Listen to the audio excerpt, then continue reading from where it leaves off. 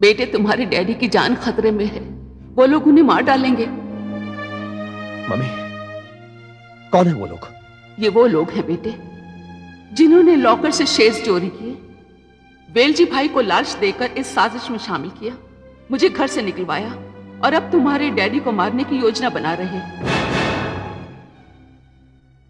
और वे हैं तुम्हारे चाचा दिनेश, सुरेश।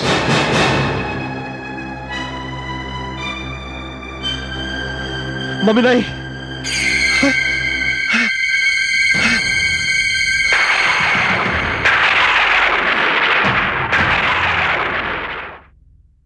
मम्मी, मम्मी आपको क्या हो गया है? मम्मी, मैं आपको क्यों नहीं छुपा रहा हूं? मम्मी,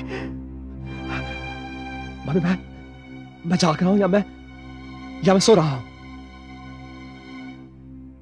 तुम जाग रहे हो शेखर, जाग रहे हो। तुम मुझे इसलिए छू नहीं पा रहे हो क्योंकि मैं अब जिंदा नहीं हूं। क्या? हाँ बेटे, तुम्हारे चाचा दिनेश और सुरेश ने तुम्हारी मम्मी को बड़ी बेरहमी से मार डाला और अब मैं तुम्हारे सामने तुम्हारी मम्मी नहीं, उसकी आत्मा हूं। आत्मा? मम्मी, उन लोगों ने आपको मार डाला जिन लोगों के लिए आपने परसों अपनी नींद गंवाई। उन लोगों ने मार डाला आपको जिनको आपने अपनी औलाद की तरह पाल पोस के बड़ा किया। उन लोगों ने मार डाला आपको जिनके लिए आपने अपनी नींद में, सपने में सिर्फ उनके लिए दुआएं मांगी। उन लोगों ने मार डाला आपको। हाँ बेटे, क्योंकि वो जानते थे कि झूठ की बुनियाद पे खड़ा उनकी बेईमानी का महल एक दिन ढह जाएगा, तिनके की तरह बिखर जाएगा। क्योंकि तुम्हारी माँ एक दिन सच्चाई जान जाएगी और अपनी बेगुनाही का सबूत लेकर उसी घर में वापस जाएगी अपने पति के पास, जिसने गलतफहमी का शिकार होकर अपनी पत्नी को घर से निकल जाने पर मजबूर कर दिया।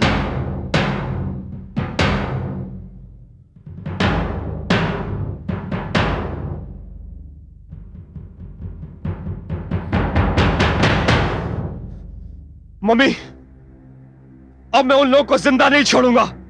मेरी मम्मी के हत्यारे इस धरती पर जिंदा नहीं रह सकते, नहीं रह सकते। वो नहीं बेटे, वो लोग बहुत खतरनाक हैं।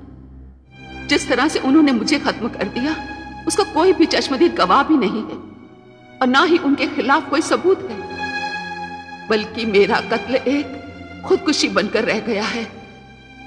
इसी तरह से वो तुम्हारे डैडी को और फिर तुम्हें खत्म कर देंगे। नहीं मम्मी, मैं उन्हें इस बात का मौका बिल्कुल नहीं दूंगा। नहीं बेटे, तुम उनका कुछ नहीं बिगाड़ सकते। मैं मरकर आत्मा इसीलिए बनी हूं क्योंकि मुझे अपनी मौत का और उस साजिश का उनसे बदला लेना है जो उन्होंने तेरे डैडी और तेरे खिलाफ रची है। मम्मी, तो मैं क्या करूं? क्या करूं मैं मम्मी? बेटे, अगर तुम्हें अपनी मां के कातिलों से बदला लेना है और अपने डैडी की जान बचानी है तो जो मैं कहती हूं तुम्हें वो करना होगा, तभी तुम्हारी मां की आत्मा को शांति मिलेगी। मम्मी। हाँ शेखर, अब हमें दुश्मनों को उन्हीं की चाल से मात देना होगी। और अब मैं तुम्हें बताऊंगी कि मेरी लाश कहां है। मम्मी।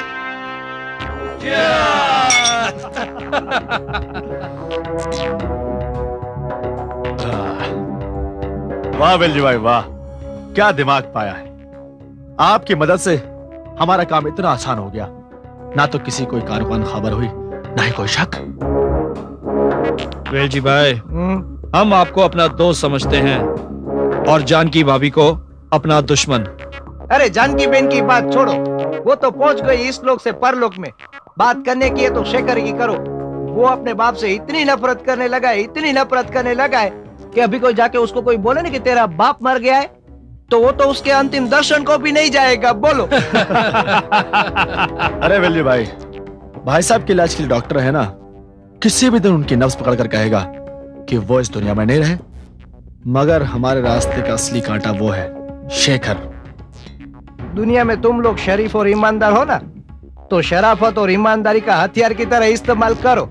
और वो भतीजा है ना शेखर, उसको भी पहुंचा दो उसके माँ बाप के पास। तीनों बेचारे इकट्ठे रहेंगे और बाद में जायदाद पे तो तुम दोनों को ही राज करने का है ना। ए डॉक्टर, कहीं तो बोल। बिल्कुल 100% सही कहा आपने वेलजी भाई। वेल्यू भाई, हम आपको और डॉक्टर साहब को हमेशा याद रखेंगे, कभी नहीं भूलेंगे। दिनेश भाई साचू बोलिया, वो हमारे में कहावत है, याद से आबाद और भूले तो बर्बाद। वाह वेल्जी भाई, वाह वेलजी भाई, आप तो शायर भी हो गए हैं। अरे इसीलिए तो मैं कहता हूँ ना, वेलजी नाम से मारू। वेलजी।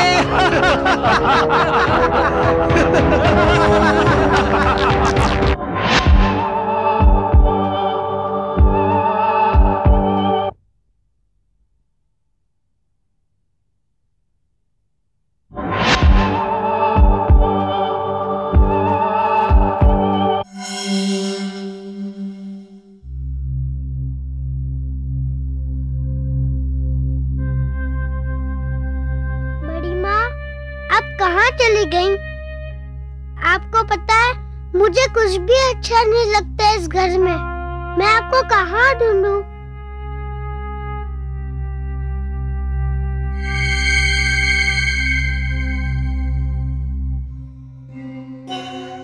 बड़ी माँ, आप कहाँ थी बड़ी माँ?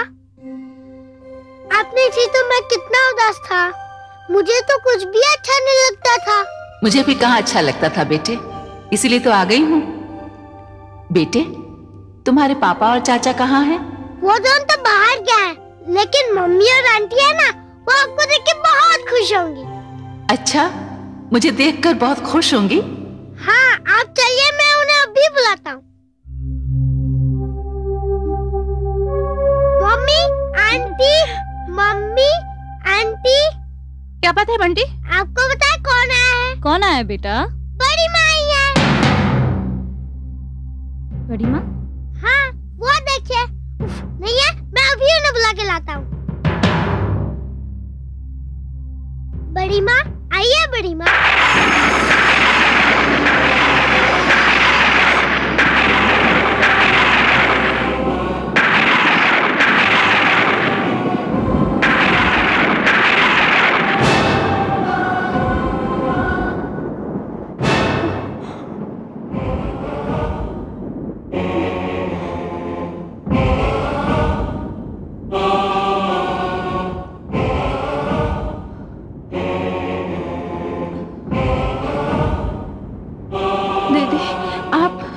क्या बात है अनीता? जया, मुझे पहचाना नहीं? मैं हूं तुम्हारी दीदी जानकी।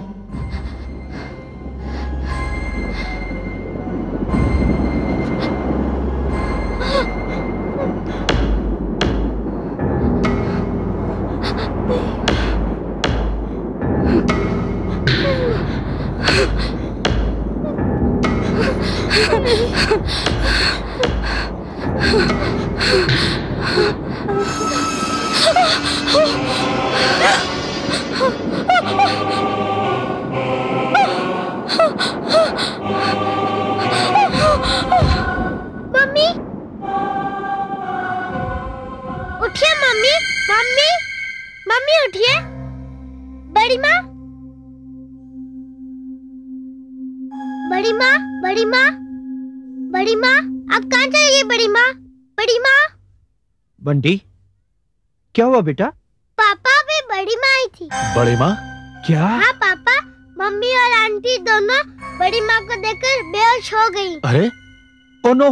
जया, अनीता, जया, अनीता, जया, अनीता उठो, उठो। क्या हुआ? वो यहाँ आई थी। वो कौन? अरे कौन आई थी? दीदी, जानकी दीदी यहाँ आई थी। वो यहाँ कैसे आ सकती है? नहीं, तुम लोगों को जरूर कोई धोखा हुआ है। जानकी भाभी और यहाँ नहीं। धोखा कैसे हो सकता है? आपका बेटा खुद उन्हें यहाँ लेके आया था। हाँ हाँ, वो हमारी तरफ बढ़ रही थी। हम दोनों घबरा के बेहोश हो गए। अपने होश ठिकाने रखो। लेकिन अगर वो यहाँ आई थी तो गई कहाँ? वो जादू से गायब होके उड़ गई थी। बंटी तू जा बेटे। तुम लोग अपने होश काबू में रखो, तुम्हारी वजह से लेने के देने पड़ जाएंगे। अपने बेहोश होने का मतलब समझती हो? हाँ? अरे तुम लोग दुनिया को यह बताना चाहती हो कि जानकी भाभी इस दुनिया में नहीं है और यहाँ उसकी आत्मा आई थी। अगर लोगों के बीच ये बात फैल गई तो सबके किराए पर पानी फिर जाएगा। तुम लोग अपने दिल से यह वहम निकाल दो और इस बात का जिक्र किसी से मत करना, समझ गई? और ये बेवकूफी दोबारा ना होने पाए। चल दिनेश। हाँ।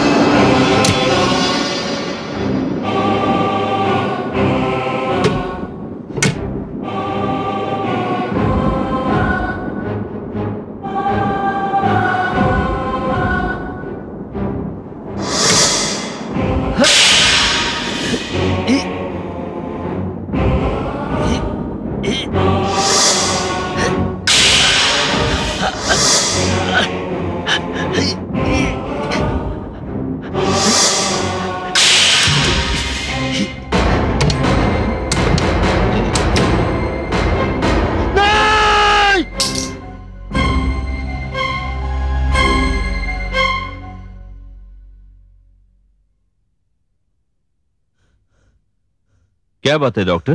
हाँ? क्या हुआ? नहीं कुछ नहीं। वो मैं आपको इंजेक्शन लगाने जा रहा था तो ये इंजेक्शन मेरे हाथ से छूटकर जमीन पे गिर गया। कोई बात नहीं, आपके पास दूसरा इंजेक्शन तो होगा? नहीं, वो मुझे लाना पड़ेगा। अच्छा अच्छा, तो ले आइए।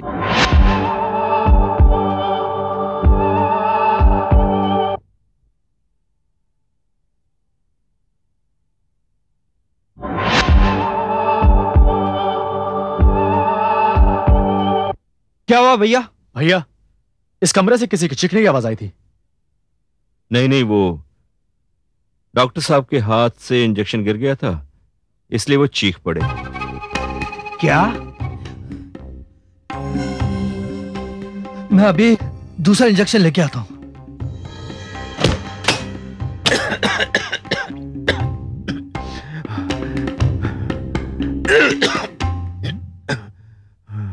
भैया, आपकी हालत हमसे देखी नहीं जा रही है। तुम लोग परेशान मत हो, मैं ठीक हो जाऊंगा। भैया, अब हम आपकी कोई बात नहीं सुनेंगे। हम जाके भाभी को वापस लेकर आते हैं। नहीं, बिल्कुल नहीं।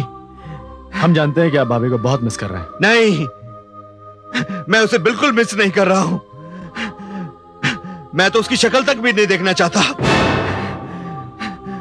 मुझे किसी की जरूरत नहीं है, किसी की जरूरत नहीं है मुझे। तुम लोग भी जाओ तुम लोग भी। मुझे अकेला छोड़ दो। अच्छा भैया, जाओ। नहीं, कोई नहीं चाहिए मुझे, कोई नहीं चाहिए। किसी की जरूरत नहीं है, किसी की भी जरूरत नहीं है मुझे। कोई नहीं चाहिए मुझे।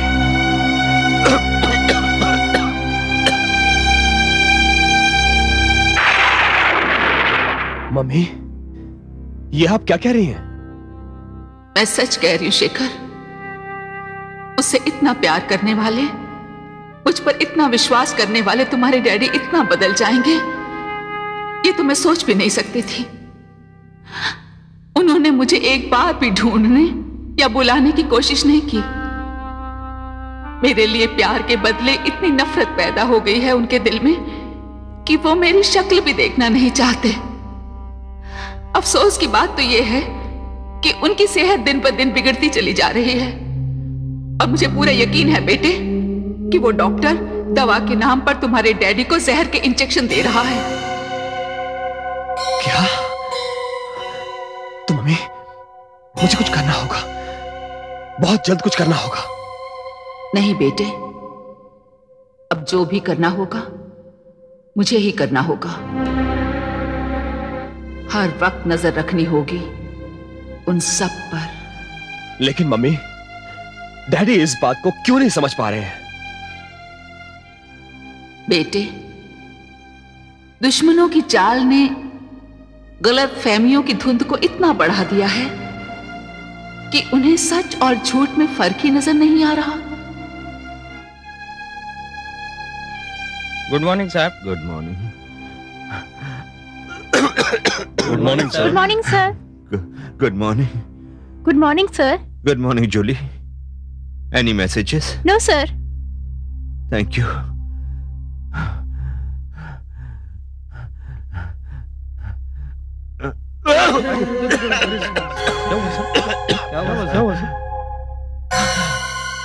I don't want anybody's help. आप लोग अपना काम करिए। I'm all right. ठीक है सर। जाइए।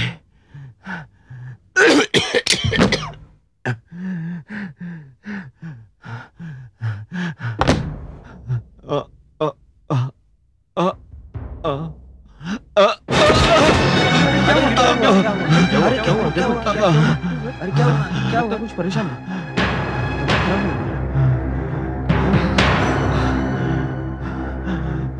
हटो हटो। क्या हुआ भाई साहब? क्या हुआ? अरे कोई डॉक्टर को बुलाओ जल्दी से। जल्दी जाओ। भाई साहब, भाई साहब।